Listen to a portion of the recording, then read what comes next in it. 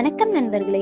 இன்று நம்ம யாரை பத்தி பார்க்க போறோம் அப்படின்னு பாத்தீங்கன்னா, யாரும் அருகில் செல்வதற்கே பயந்தவர்களிடம் தன் வாழ்க்கையே அர்ப்பணித்த மனிதர். அவர் யார் தெரியுமா? அவர்தான் புனித தம்யான். நோயுற்றவர்களை கவனித்தாயா? இந்த கேள்விக்கான பதிலாக வாழ்ந்தவர் இவர். 1840ஆம் ஆண்டு பெல்ஜியம் ட்ரெமலோவில் பிறந்தார்.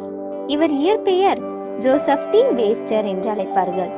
சிறு வயதிலிருந்தே கடவுளுக்கு சேவை செய்யும் எண்ணம். பின்னர் துறவுற வாழ்க்கையை தேர்ந்தெடுத்தார்.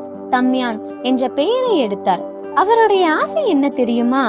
வெளிநாடுகளுக்கு சென்று மறைப்பணி செய்ய வேண்டும். அவர் தினமும் ஜெபித்தார். இறைவன் அந்த ஜெபத்தை ஏற்றுக்கொண்டார். 1864இல் ஹவாய்க்கு அனுப்பப்பட்டார். அப்பொழுது ஹவாயில் தொழுநோய் பரவியது. நோயாளிகள் எல்லாம் மோலோகா தீவில் தனிமைப்படுத்தப்பட்டனர். யாரும் அங்க செல்ல விரும்பவில்லை. தம்யான் என்ன செய்தார் தெரியுமா? நான் போகிறேன் என்றார். 1873இல் மோலோகாய் சென்றார். அங்கு 800க்கும் மேற்பட்ட நோயாளிகள் அன்பும் கவனமும் இல்லாமல் வாழ்ந்தனர்.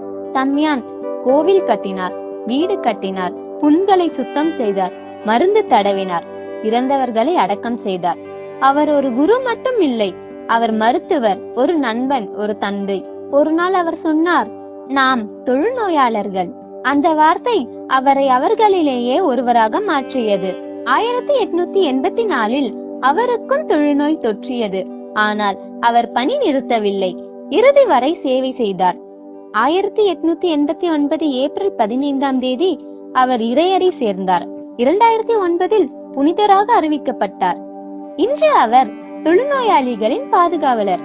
இப்பொழுது ஒரு கேள்வி, நாமும் நோயாளிகளை கவனிக்கிறோமா? இயேசு கேட்கும் கேள்வி என்ன தெரியுமா?